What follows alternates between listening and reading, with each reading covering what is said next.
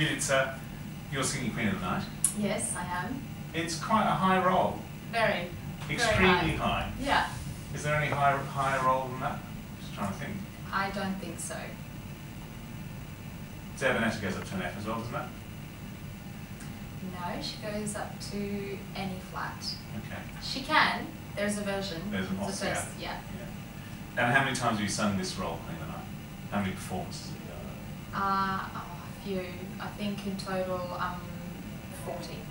And how many times have you sung the aria itself, or one of the arias on their own?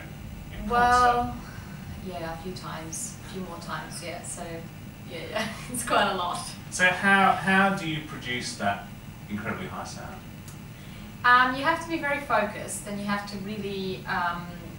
You cannot forget the character at all times. But there is that.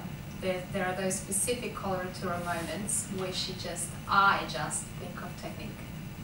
So I really just concentrate on what I'm going to do up there. Then, of course, as soon as it's over, I go back into being Character. the Queen of the Night. Right.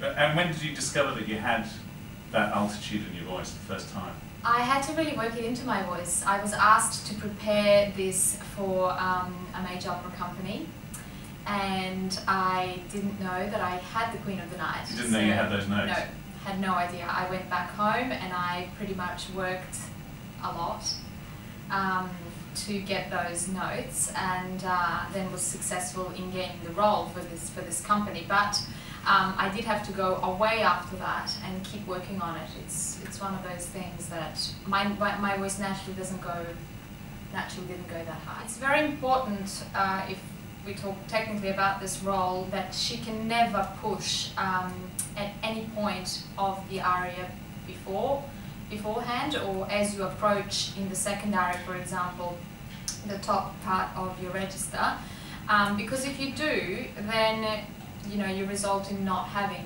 those high notes. What happens if you push?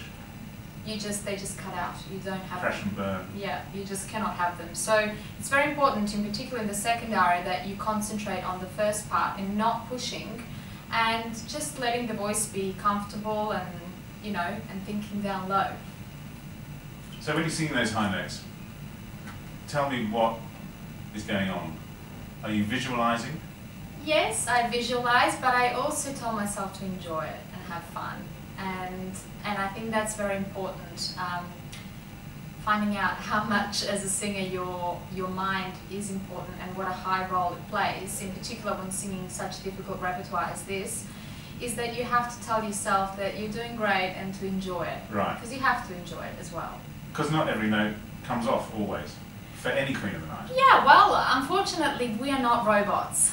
So you can't just program us behind, backstage, and then we go out and although sometimes we have to play characters like that. If the doll is mechanical, then she has to look like a robot. But you have to also understand that we are human beings, and that we try and give our best shot in being perfect.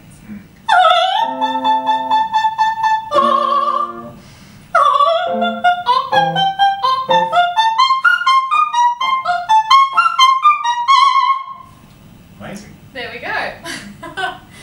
Good stuff. Yes. I also have to feel a lot of my breathing happens down low, so I need to have the diaphragm has to be very, very soft, and you have to feel the diaphragm sort of push out against, but you're never pushing yourself. Because of the relaxation of your diaphragm, it looks as if you're doing that. So as you will see in the production, when I'm singing the rest of it and I go to my daughter Pamina, every time I do this, I think of poor Katya Webb. Kicked in the head. Because her head is right on my tummy and she's feeling all of that sort of stuff. But it's a good thing. Yeah, she survives. Yeah, she does, in the end. I don't.